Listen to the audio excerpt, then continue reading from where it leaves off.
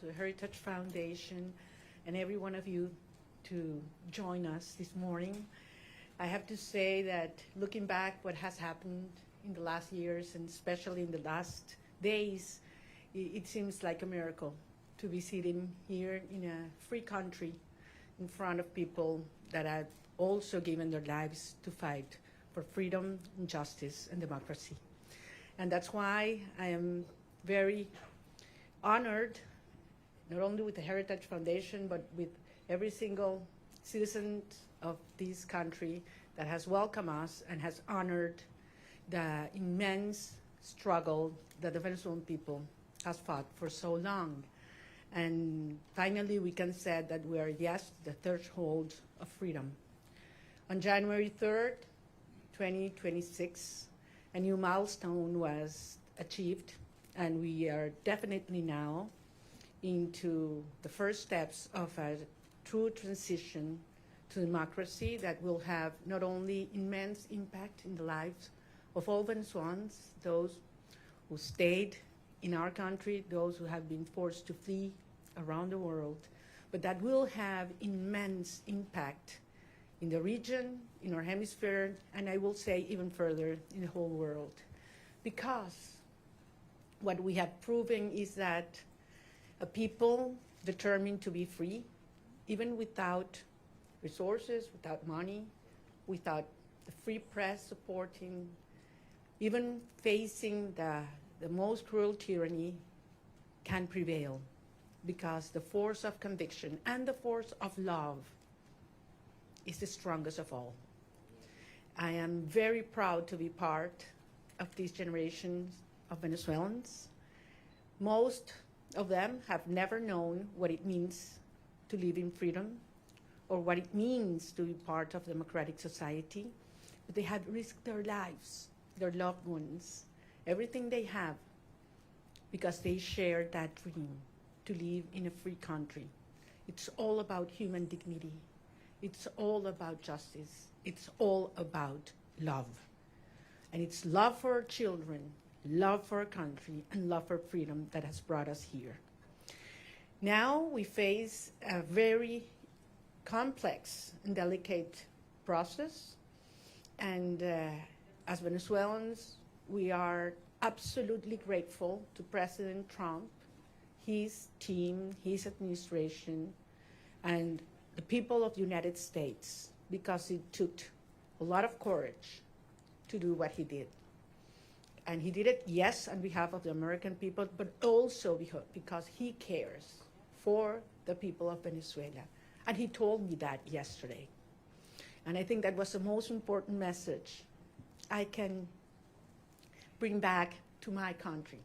Tell the Venezuelan people that the American people and the President of the United States truly cares for the life, the well-being, and the future. I'm certainly talking about our political prisoners and all those who have been persecuted, those who are all today in exile. But I'm also talking about those children that are growing without their mothers because they had to flee to send food back, that are growing without education because public schooling in Venezuela works 2 days a week because teachers earn $1 a day and they need to get other jobs in order to eat, that are growing without health and food. And we have the generation that is suffering the highest levels of malnutrition in a century. That's our children right now. And it is because of them. It's because of saving lives that we're doing what we're doing right now. And that's why we're going to win. And the only thing I want to assure the Venezuelan people is that Venezuela is going to be free, and that's going to be achieved with the support of the people of the United States and the President, Donald Trump of the United States. So I'm very grateful to be here. We're facing challenging times ahead. We are prepared to do what it takes as a legitimate government. Edmundo González Urrutia and I have been in communication permanently all these days, and we feel not only with a mandate from the Venezuelan people, and that's why I'm here, and that's why I convey to the President of the United States, but also a huge task in front of us to prepare with other teams around the world and in Venezuela to take over government when the right time arrives. So thank you very much, and I'm more than willing to hear your questions now.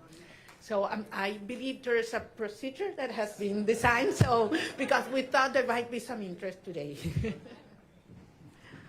Thank you very much. It's an honor to have you, Ms. Machado. I'm gonna start off with a question, and then we're gonna open it up to the press. My question to you, Ms. Machado, is, I mean, you know the Venezuelan people more than anyone, and that's apparent from the very, you know the Venezuelan people more than anyone, and that's apparent from the very strong support that they've shown for you time and time again. I wonder if you could tell us a little bit about, I mean, as you know, your country has been destroyed by socialism, Cuba, Russia, and Iran looting your nation, your wealth. Do you see, and the primary victim of this has been the Venezuelan people, do you see a future in which, at all possible, where a free and fair election and return to democracy in Venezuela restores anything but a strong, staunched U.S. ally and a country that leaves behind the shackles of socialism? Well, thank you very much. Can you hear me? I'm like hearing like an echo here. Yeah. We hear you. It's fine? Okay. Well, I'm very glad. No, there's a problem with an echo, right? Yes. Different microphone. Did you answer at the podium? Yes. No, please. So comfortable sitting down. You want me to stand up? You prefer that I stand up? No? That's better now? Okay. Look, I'm very glad we start with this issue because I understand that there are many concerns regarding the transition in Venezuela and compared to previous events in all parts of the world. And I always insist in the difference between what is Venezuela today compared to Middle East countries that went through change in governments or regimes. We're talking about a society that is perhaps the most cohesive in the region. I would dare to say even in the world. I ask you to think any other society in which 90% of the population wants the same. Not only that they reject the actual regime, but we want the same. There are not religious tensions within the Venezuelan society, or racial, or regional, or political, or social. I mean, there was one longing that brought Venezuelans together, and that was, we want our children back home. And it was that demand that I heard all around Venezuela in 2023, when we were moving forward to the primary process, that made me realize how powerful it was to unite a country, to tear down the barriers that the regime had built to divide us, you know, between rich and poor, black and white, left and right, military and civilians. And we brought a country back together. That's why I always said, you know what, Maduro's gonna go. We're gonna get rid of him one day or the other. What's important is the country that's coming afterwards. And it's a country based on shared values. We want to live with dignity. We want to live with the result of our work, our effort, a society based in merit, and not if you know the chavista who is in certain place at certain time. Women do not want handouts. They don't want to live in a box, you know, give their children a box of food that has a high cost, because then you have to lower your head and repeat what the regime wants you to say or dress as they expect you to dress. They want to live with their job well done. That's dignity. And that's what Venezuela deserves and wants today. And that's what we represent. So, of course, the result of this hard process will be a society based on these values, a society that is profoundly pro-America. And I want to insist on this. Delcy Rodriguez, yes, she's a communist. She is the main ally and representation of the Russian regime, the Chinese and the Iranians. But that's not the Venezuelan people, and that's not the armed forces as well. So I am profoundly, profoundly confident that we will have an orderly transition. This is a complex phase we are right now. Some of the dirty work is being done by them. But then the result of a stable transition will be a proud Venezuela who is going to be the best ally the United States has ever had in the Americas.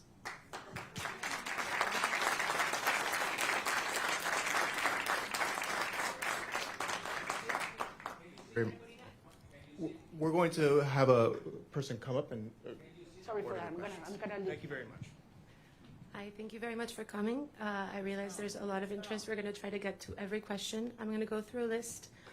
There's outlets that have more than one reporter accredited, so I would like to please ask you to raise your hand so we can get one of our kind staff to bring the microphone to you as I call you out. Julio Vaqueiro from Telemundo, please. Hola, Julio. Hola María Corina, qué gusto verte aquí en Washington, D.C. El presidente Donald Trump, su gobierno, está hablando y trabajando con Delcy Rodríguez, así lo han dicho ellos. Usted le dio el Premio Nobel de la Paz al presidente Trump en su encuentro ayer. ¿Qué le dio el presidente a usted? ¿Un reconocimiento de su legitimidad como opositora con el mandato de encabezar esta transición en Venezuela? Gracias, Julio. Yo no vine a buscar nada para mí. Vengo aquí en representación del pueblo de Venezuela que eligió a Edmundo González Urrutia como presidente electo. ¿A que lo baje? Oh, los teléfonos, ok. Entonces, repito, yo vine en representación del pueblo de Venezuela, que nos dio un mandato. Primero el 22 de octubre del 2023. Bueno. Ya va, chicos, un minuto. Vamos a ¿se escucha bien o no? Cambiamos el Vamos a cambiarlo.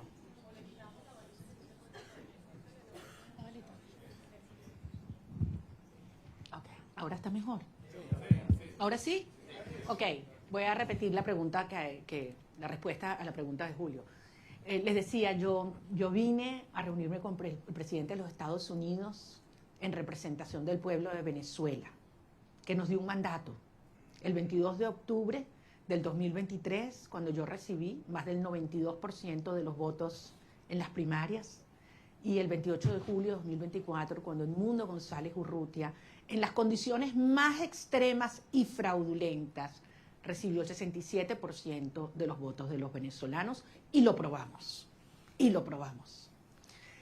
Vine a recibir de parte de él un mensaje para los venezolanos. Y es la seguridad de que contamos con los Estados Unidos para avanzar en una ruta donde se haga respetar la soberanía nacional, la libertad, la democracia y la justicia.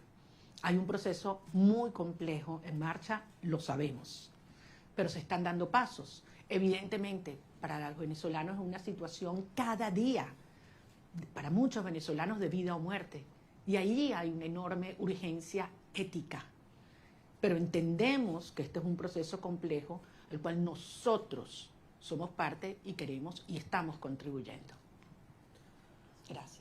Nick Schifrin from PBS, please. Hola, Maria Corina. Thank you so much. It's great to see you in person after seeing you virtually for the last few years. Two questions, if I could, similar to what you just answered, but in English.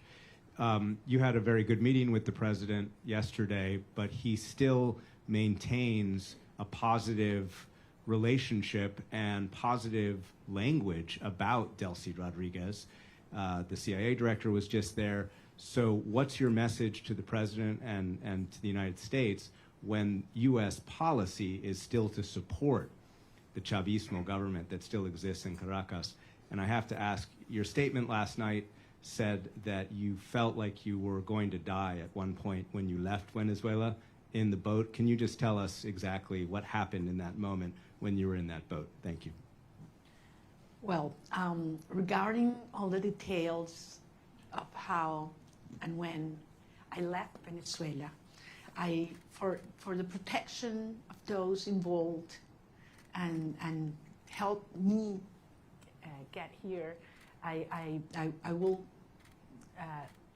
wait until the regime is no longer in capacity to harm them, to share that in detail.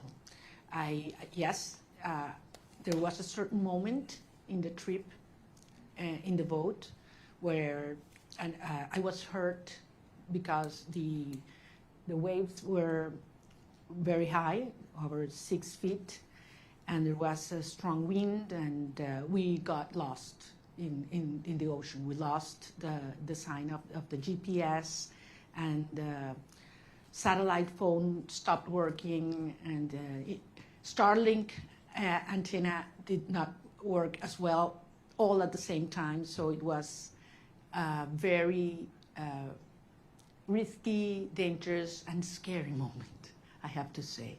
And it lasted several hours. But at the end, as I say, you know, we have moved ahead de la mano de Dios. And that's why I believe it is a miracle, and I'm here.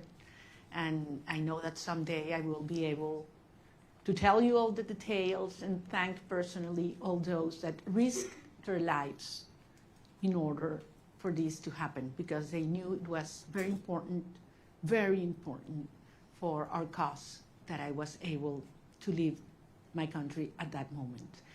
Regarding your first question, look, this has nothing to do with a tension or decision between Delcy Rodriguez and myself. This is about the cartel and justice. This is about a criminal structure that is the regime and the mandate of the Venezuelan people. That's what's at stake at this moment. I'm just one member of a huge movement of millions of Venezuelans that have decided and are committed to be free.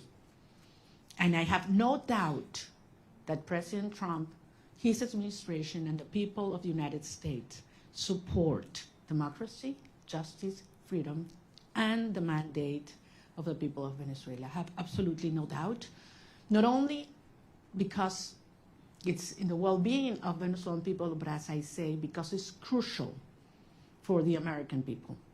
The United States today is a safer nation after January 3rd.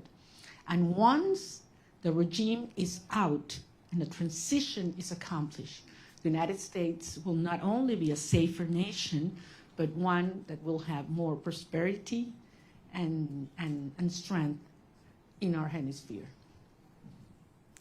Can we get Eric Martin from Bloomberg, please? I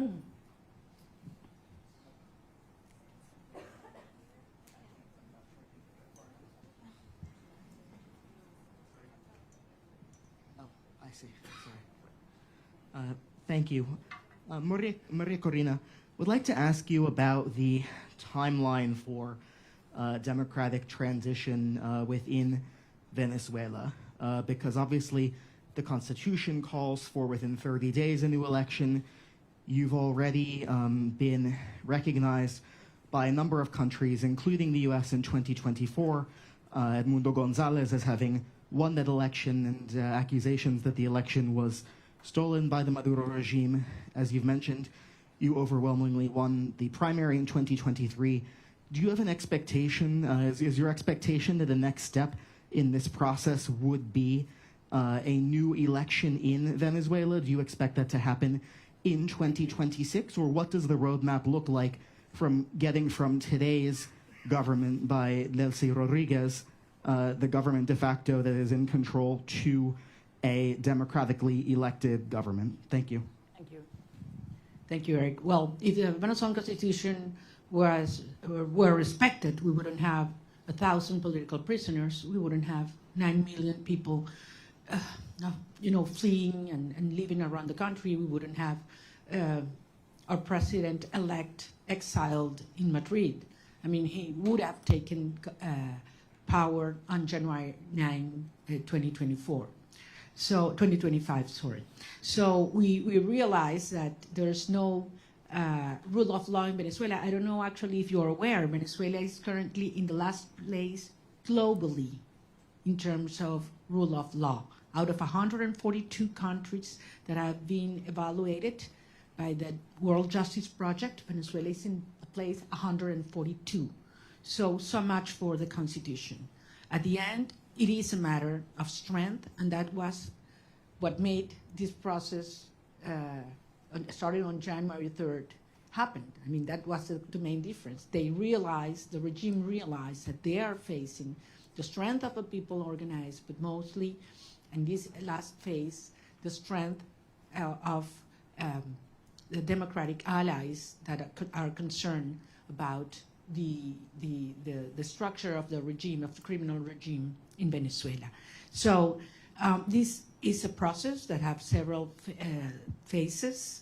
We are in one that it's complex, as I said, in which the regime is forced to dismantle themselves. Some of the structures that have been maintaining them in power, starting with the repression system. That requires not only that all political prisoners are liberated, but that they are free. The fact that you are not in a prison doesn't mean that you are free. In Venezuela, they have left the jails, but they cannot speak to the press. They cannot leave the country, and they are still terrified. All torture centers have to be closed, and certainly there have to be guarantees for journalists to speak out, and those who have left the country to come back and organize and make the will of the people be respected. Eric, believe me, I understand the urgency. I have been speaking with the families, not only of those that have been freed or liberated these last hours, but especially with those that have not, and that they don't know where their loved ones are right now. They have simply disappeared. I'm talking about hundreds of people. Actually, we found out in these last hours that there were more political prisoners than we thought, because many families had been scared just even to denounce that their loved ones had been in prison or disappeared by the regime. So some of those that have been liberated were not even registered by us. So, and this is still in place. I mean, there is a criminal structure of terror, not only on the civilian population, but also in the military. So that one of the main urgencies and priorities that have to take place in the days to come is we need to dismantle that terror structure by the DGCIM or La Casa Militar, which are those that have committed crimes against humanity, and that are those that have not only the civilian but the military under terror and neutralized. Once these steps are taken, then we can move forward in the reinstitutionalization of our government, and eventually we will have free and fair elections. And I'm talking about governors, mayors, National Assembly. We need to have, the will of the people be expressed freely. I have to remember that in the last election, presidential election, where our president-elect Edmundo González won, nearly 40% of Venezuelans that have a right to vote couldn't do it because the regime wouldn't allow them. That's one of the main things we need to correct. Every single Venezuelan living in Venezuela or abroad should have the right to vote as soon as possible. Thank you. Gaby Peroso from BPI, please.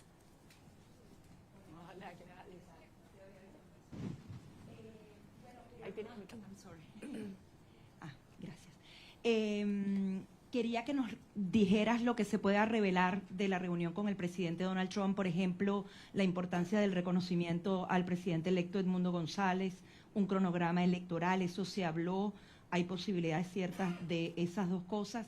Y en segundo lugar, una pregunta que se hacen los venezolanos, tu retorno a Venezuela, saliste con condiciones distintas, ahora Estados Unidos también está involucrado en eso.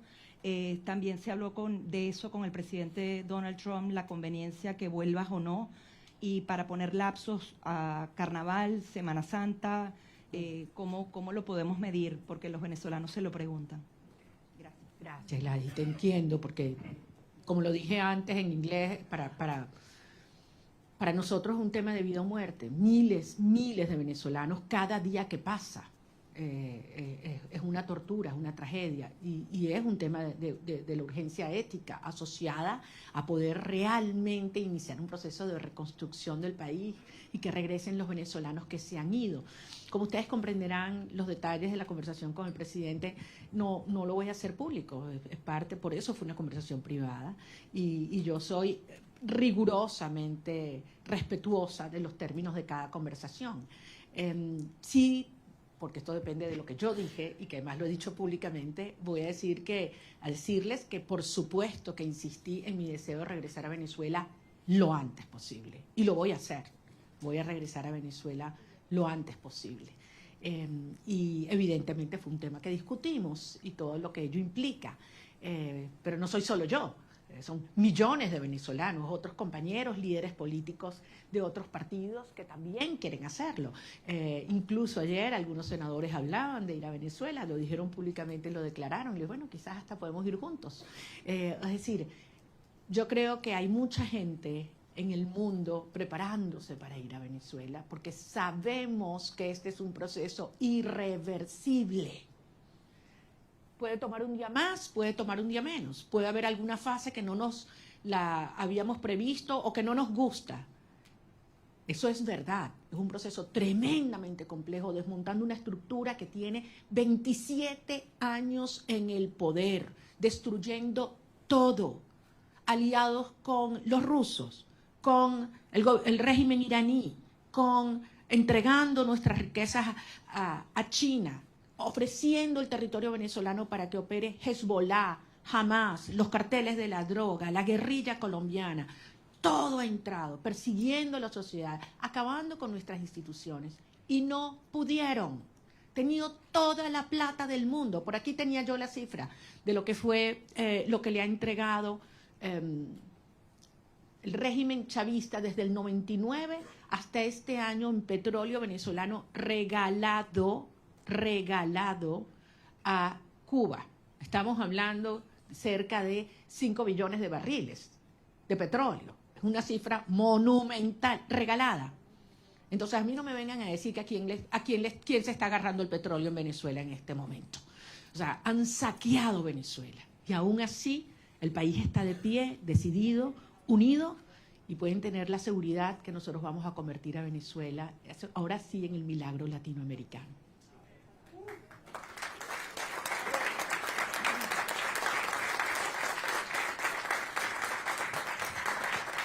So this was supposed to last until noon. It is now noon, but if everyone's game to stay, we stay. Paolo Mastrolli from La Repubblica, please.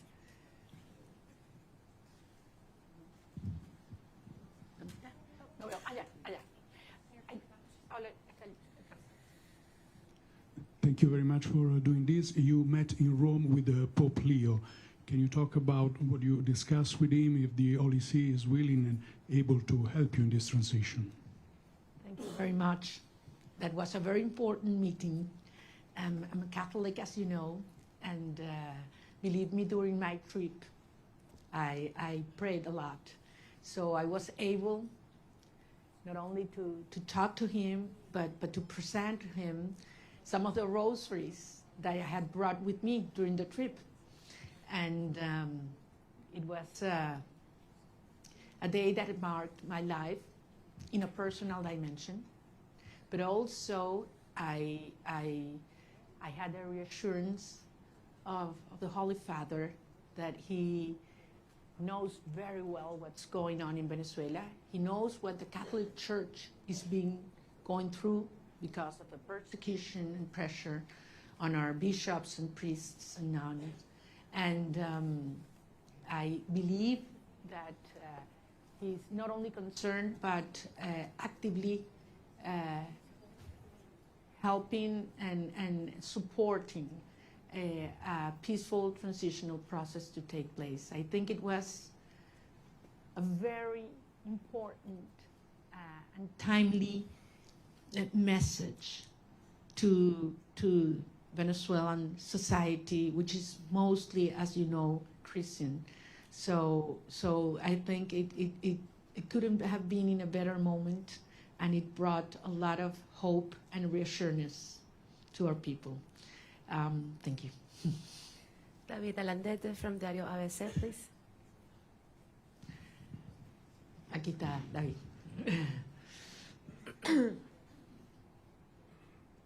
Tú no me vas a hacer preguntas porque tú sabes más que yo. No, no me digas eso. Yo me entero de todos los detalles de mis reuniones por ti, entonces. Ok, sorry about that.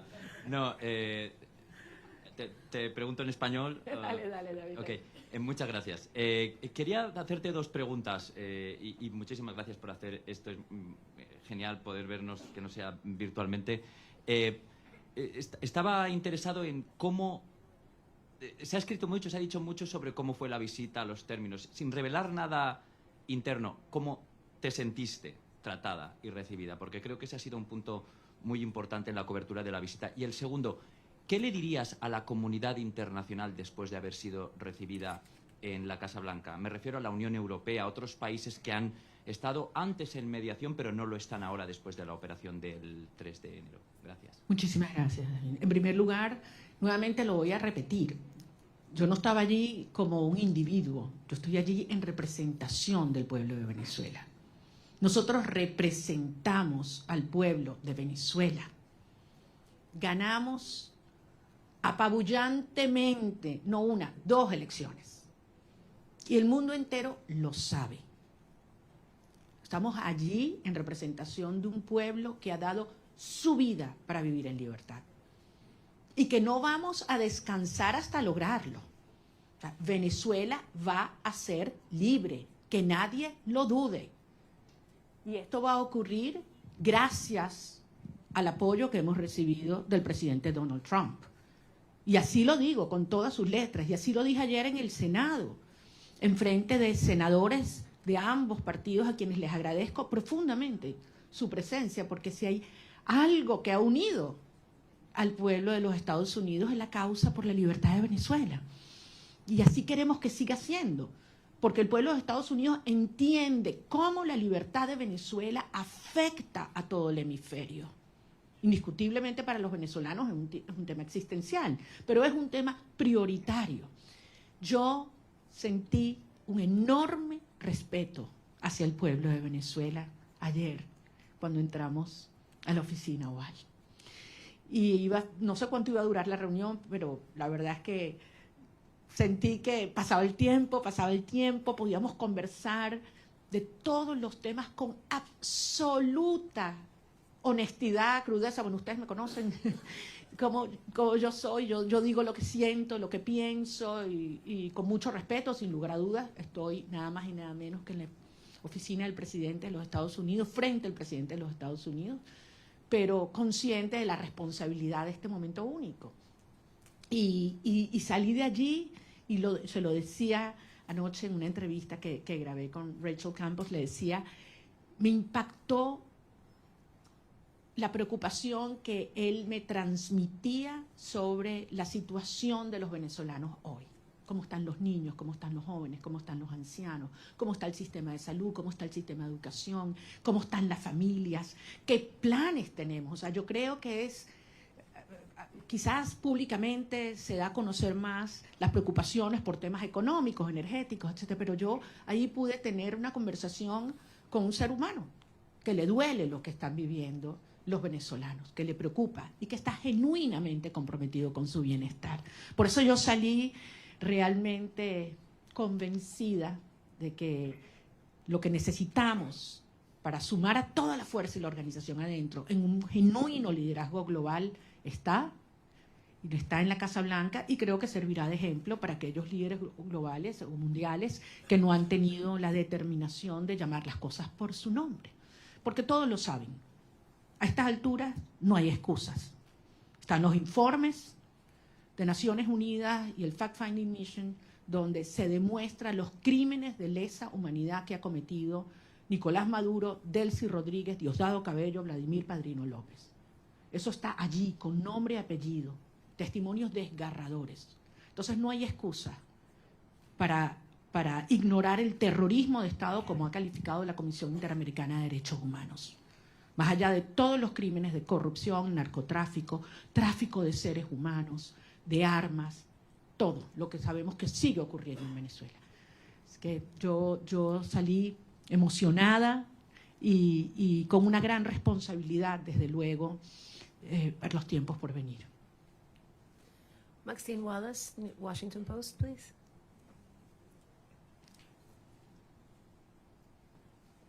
Maxine is not here. Washington Post. Washington Post, here.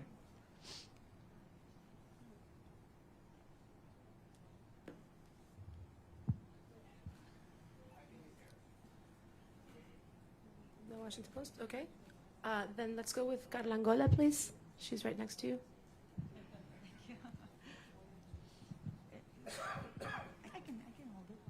Ok, perdón. ¿Cómo estás, María Corina? Quería solo algunos detalles, ¿no? El primero que siempre me ha dado curiosidad sigue siendo, ¿cómo fue esa primera noche en la que dormiste sin estar en clandestinidad, sin haber estado todos esos años sin poder salir del país? Es decir, dormir una noche sin la sospecha o el peligro de que alguien te fuera a buscar. Eso siempre me dio curiosidad, que si lo pudieras compartir. Y después, en esa reunión, ¿pudiste conocer cómo te vas a involucrar? Porque el presidente lo dijo en algún momento, que tú vas a estar involucrada en alguna de las fases. ¿Pudiste descubrirlo en esa reunión? ¿Nos puedes dar alguna seña de cómo vas a estar involucrada y en qué fase? Y tercero, si pudieras decirnos si tú crees que Delcy Rodríguez, con ese perfil de miembro del cartel, de criminal de lesa humanidad, pudiera tener las credenciales para ser una candidata a la presidencia, si es que ella va a tener permitido eso con todo ese prontuario, si ella de verdad crees que debería o va a poder participar en esa futura elección justa y libre de la que estás hablando. Bueno, tú me conoces bien, querida Carla, yo no voy a especular. Yo voy a hablar solamente sobre los hechos y aquellos que además me puedo dar fe. En primer lugar, de la señora Delcy Rodríguez, creo que la justicia de los Estados Unidos tiene suficiente información, y la justicia internacional.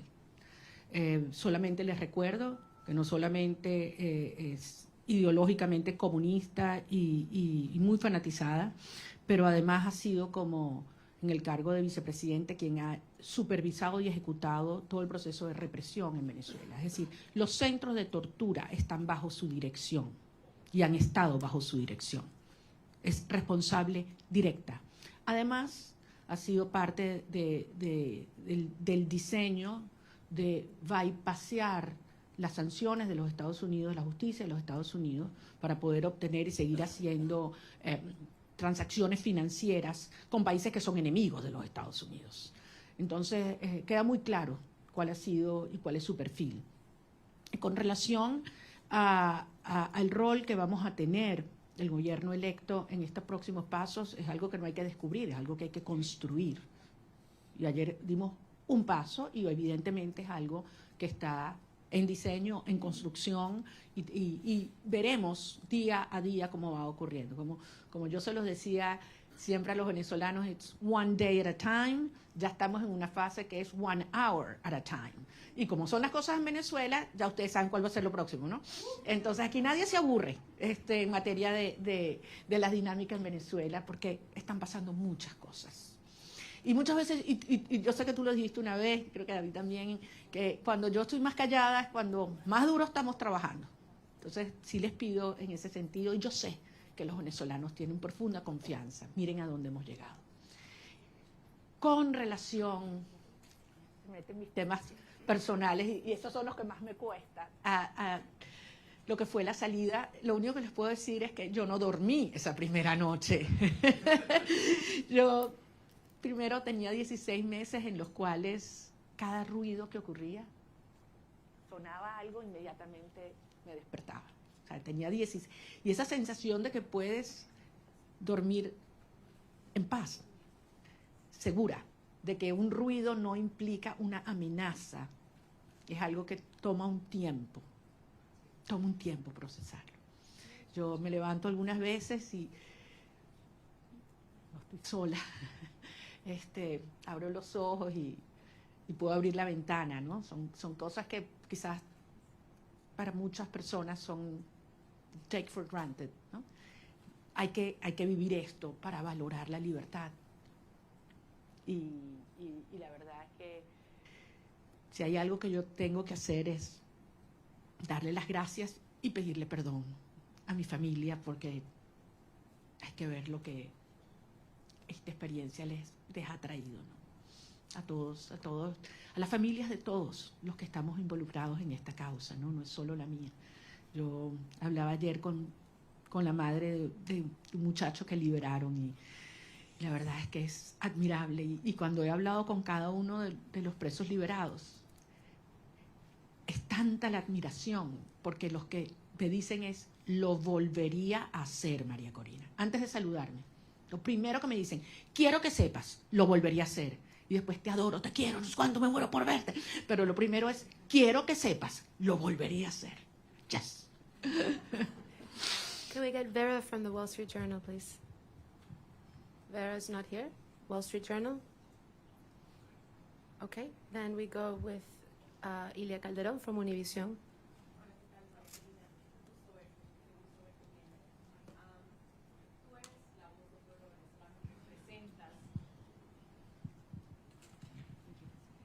Tú eres la voz del pueblo venezolano y representas al pueblo venezolano. Delcy Rodríguez está en este momento al frente del gobierno de Venezuela. El presidente Trump ha tenido palabras para elogiarla y ha dicho que su gobierno está trabajando muy bien con ella.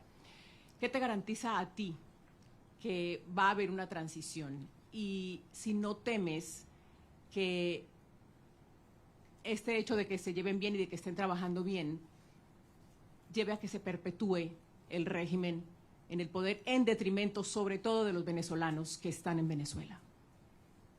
Perfectamente tu preocupación, porque al final es lo que yo he hecho. Pero recordemos, 17 iniciativas de diálogo. Esta no es la primera, de aproximación o negociación, acuerdo. 17. Todas, absolutamente todas, lo que el régimen buscó fue ganar tiempo, legitimidad y plata. Y se salió siempre con la suya. Todo lo que se comprometían a hacer lo violaron siempre. Entonces, es lógico que el pueblo de Venezuela tenga esta preocupación. Pero la señora Delcy Rodríguez en este momento lo que está es cumpliendo órdenes. Ella no está en un acuerdo a motus propio, ni cómoda. Ella está cumpliendo órdenes, porque al final, si algo demostró el 3 de enero, es que tenía que haber una amenaza real, tenía que haber fuerza real. El costo de quedarse en el poder tenía que ser más alto que el costo de la salida para que se diera este cambio de actitud en el régimen. Y los venezolanos hicimos todo lo que nos correspondía en términos de la organización, la movilización, la victoria electoral. Pero hacía falta el respaldo decidido de los Estados Unidos y finalmente llegó de la mano del presidente Trump. Entonces, esto es otra fase. Ahora bien, se tiene hoy un sector que está cumpliendo en el desmantelamiento del otro sector del régimen. Eso existe. Y desde luego se tiene la fuerza real y la amenaza del gobierno de los Estados Unidos.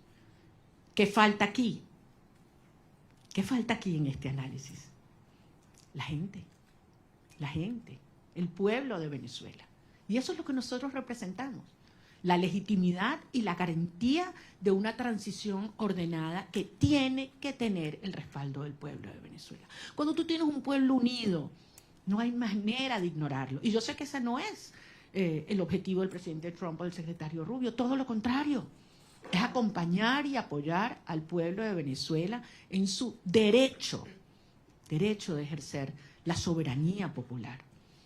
Ahora, estamos en una fase compleja que aspiramos poder cumplirla de la manera ordenada, controlada y más rápida posible. Yo no voy a adelantarme a poner fechas y a poner calendarios porque sería una irresponsabilidad. El 2 de enero, ¿quién habría pensado que estábamos tan cerca de iniciar esta fase? Y nos dijeron que era imposible, by the way. Nos dijeron que era imposible que ocurriera lo que ocurrió. Y hoy Nicolás Maduro está enfrentando la justicia internacional. Dime tú la magnitud del paso que hemos dado. ¿Estamos listos? Obviamente no. Pero fueron 27 años para montar esta estructura. Y estamos avanzando con paso muy firme. Y yo sé que esto se terminará acelerando y canalizando, porque finalmente los vectores están todos alineados. Falta, sí, como decía David, que algunos otros países alrededor del mundo, con firmeza y valentía, reconozcan que se está haciendo lo correcto y que lo acompañen. Yo creo que en este momento no es posible, porque depende de múltiples variables, pero nuevamente, trabajando duro para garantizar que podamos regresar a Venezuela con Edmundo González Urrutia también. Benjamín Álvarez, de Deutsche Welle. ¿No está Deutsche Welle?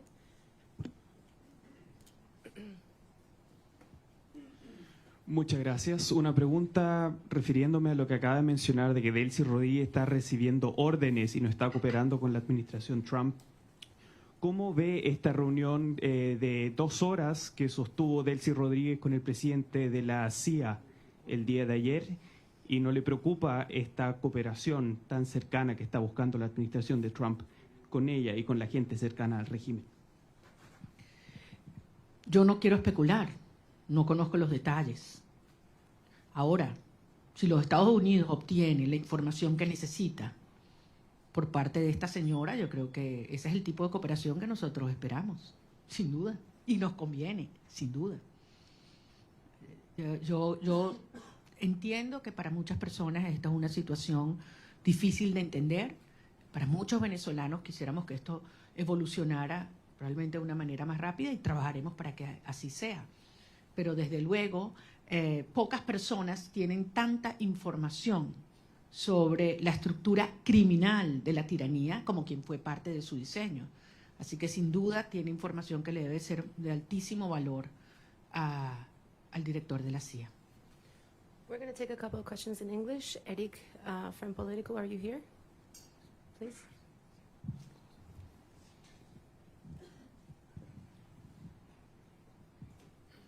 Thank you so much, María Corina. It's good to see you in person, as others have said. Today, Venezuela accepted its first deportation flights since the operation on January 3rd. It followed a month of pauses. There's been some worry that Rodriguez could use migration cooperation with the United States as a way to defray pressure to go towards elections or to dismantle criminal networks in the country. Do you share those concerns that she could use an issue that is very central to this administration's foreign policy? Thank you very much. We all know how this regime weaponized migration against several countries, not only the United States. And migration in Venezuela was designed by the regime. Wasn't, just spontaneously happened. It was designed by them. And certainly they've tried to use our people as a trade bargain, trade to which is very, very painful. But I think everybody knows that the only way that we can have people on their own means, and talking hundreds of thousands coming back, is given the Venezuelan people the hope, the certainty that we will have a democratic future and security in our country. It's not a matter of having all economic problems solved. People are willing to go back to be part of the solution.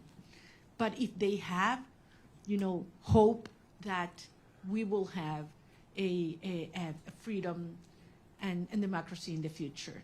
So I think it is clearly in the best interest of the United States and those that are concerned about migration to have a transition take place as soon as possible, because you will see millions coming back home. I have several accredited journalists from the AP. I don't know who wants to take the question. Josh Goodman from Associated Press. Hi, Maria Corina. Thank you. Lots of questions still about the meeting yesterday with President Trump. I just have three specific ones. Did you urge him to seek the arrest of Diosdado Cabello? Did you urge him not to meet with Delcy Rodriguez, as he's indicated he would? And did you urge him to not allow Delcy Rodriguez to reopen the Venezuelan embassy in Washington? Those are three specifics. Want to know what your position on those are. Thanks. Well, I think I don't need to urge the president of specific things. I think it's very clear what has to be done right now. We exchange views about the implications of several actions. And I just want to tell you that I was very impressed of the degree of information he has, how closely he follows the situation in Venezuela, and how much he's concerned about the well-being of our people. Certainly, we did talk about the political prisoners and their families, and the importance to stop repression from the root in Venezuela right now, because you cannot talk of a transition, even in its first steps, if there's still repression in our nation. The Daily Signal.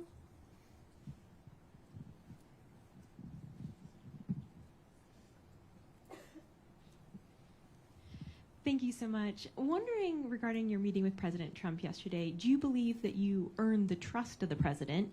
And did you all specifically talk about a transition of power in Venezuela in which you would become president? Thank you. Point again, this is not about me. It is about the will of the people. And we certainly talk about how popular sovereignty has been expressed in Venezuela, and absolutely terrible conditions in which we did, and how the regime stole that result. And I think he can certainly relate to that. So I believe that the point here is Venezuela has decided as a nation to be united first, to unite back again, and to fight for a right to be free. And he understands the moment and the implication for I would say the whole hemisphere. We talked, and I would say this, I know you can imagine that about other countries, and specifically about Cuba and the implications of a transition to democracy in Venezuela, what would mean to Cuba. And I insisted in something I've said many times, that I believe that for the first time in history, we will have the Americas free of communism, dictatorship, and narco-terrorism, for the first time in history. And that's what's already happening. Sometimes you are so immersed in processes that, it's hard to understand the implication. The geopolitical and historic implications. Imagine what this will mean to have these dictatorships finally gone in Venezuela, in Cuba, and Nicaragua. I mean, this is equivalent to the fall of the Berlin Wall in the Americas. So this is huge from a historic perspective, and this is happening as we speak. Torao Kono, NHK Japan. No? Japan Media? Okay, can we get Mr. Rosen from Newsmax? Also not here, okay. Jesus Lapatilla, please.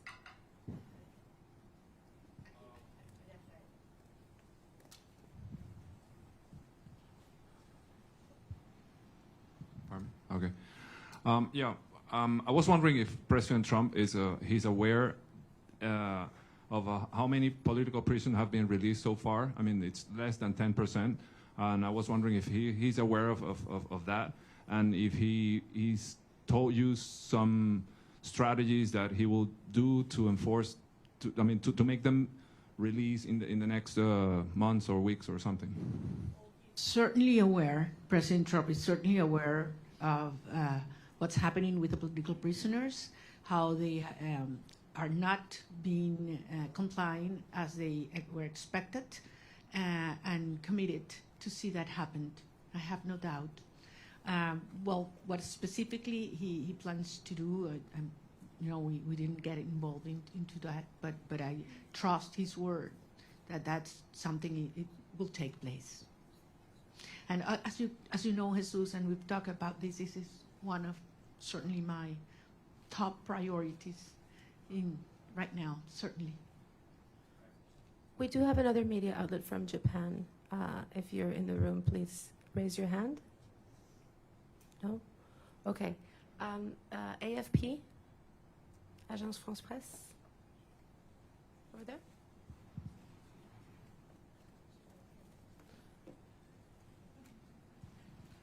Sí, gracias. Gracias por la rueda de prensa. Señora Machado, quisiera saber, usted dice que es un proceso complejo. ¿Cuál es la primera prioridad? Ahora que salga de Washington, ¿qué es lo primero que quiere negociar o ver de parte del gobierno de Estados Unidos? Mi prioridad, a título personal o para los Estados Unidos. Bueno, en términos de esta fase hay que terminar de desmontar la represión.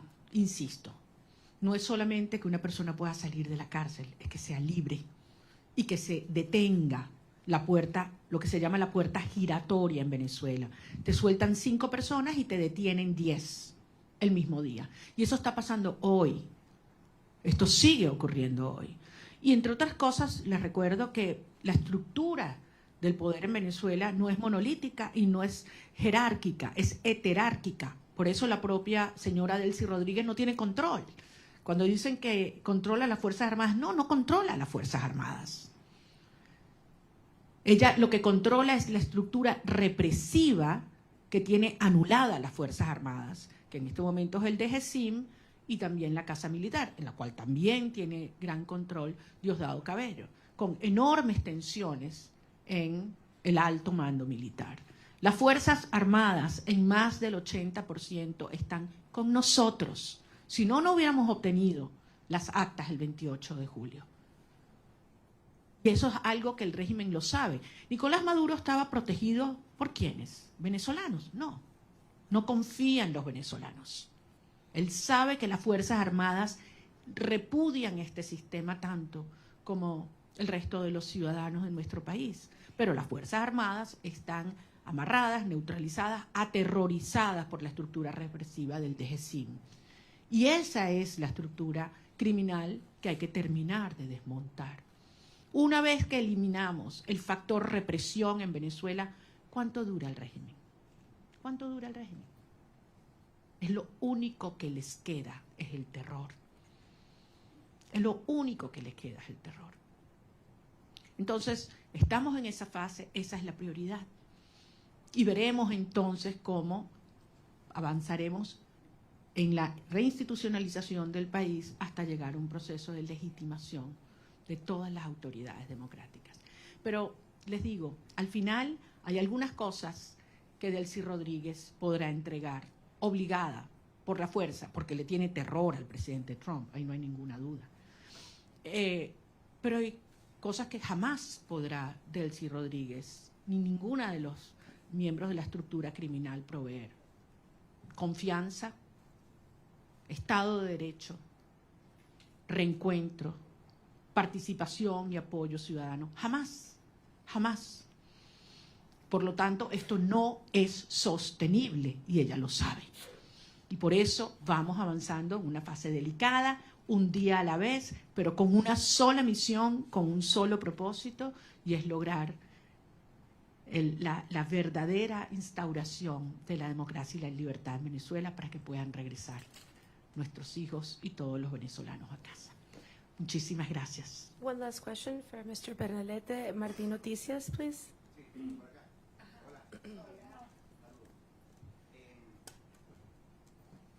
María Corina, gracias por la oportunidad, gracias a todo el equipo. Conversación que tenga prevista con el secretario Marco Rubio en virtud de recapitular un poco la orientación diplomática entre Venezuela y el gobierno de Estados Unidos, y hay alguna aclaratoria con los términos de cooperación energética entre Estados Unidos, dado que el secretario del Departamento de Energía dijo que hasta 2 años podría ser el control del petróleo en Venezuela. Bueno, nuevamente, las cosas en Venezuela se están moviendo rápidamente. Es evidente que mientras esté el régimen en el poder, no hay confianza para ninguna persona, para ninguna institución, para ninguna empresa, y por lo tanto existe este nivel de supervisión sobre los ingresos petroleros. Pero la transición en Venezuela, y como mismo dijo el secretario de Estado, las fases se solapan y esto puede acelerarse enormemente. Yo voy a tener varias reuniones en Washington y en otras ciudades sobre las cuales en su momento informaré. Prefiero no hacerlo desde ahora. Yo sé que ustedes entienden, por respeto a las agendas y a los acuerdos con mis interlocutores. Pero en todo caso, quiero darles las gracias. Créanme que es toda una experiencia interactuar con periodistas que pueden libremente decir lo que piensan, hacer las preguntas que les salen del alma y no las que les imponen, y poderlos ver a la cara con un backing que no sea blanco. Y con el orgullo de decirles que lo que viene es enorme, y que así como Venezuela hace 200 años fue el foco de la lucha por la libertad y la liberación de nuestra región, una vez más el futuro de la región de América Latina se está luchando en el suelo venezolano, y yo voy a regresar lo antes posible. Espero que muchos de ustedes puedan hacerlo conmigo también. Muchas gracias. Gracias.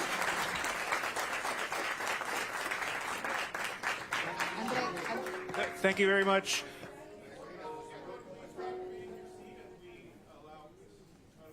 To file out, and then we'll all orderly come out the back. But thank you very much. Let's welcome or thank Ms. Machado for her time.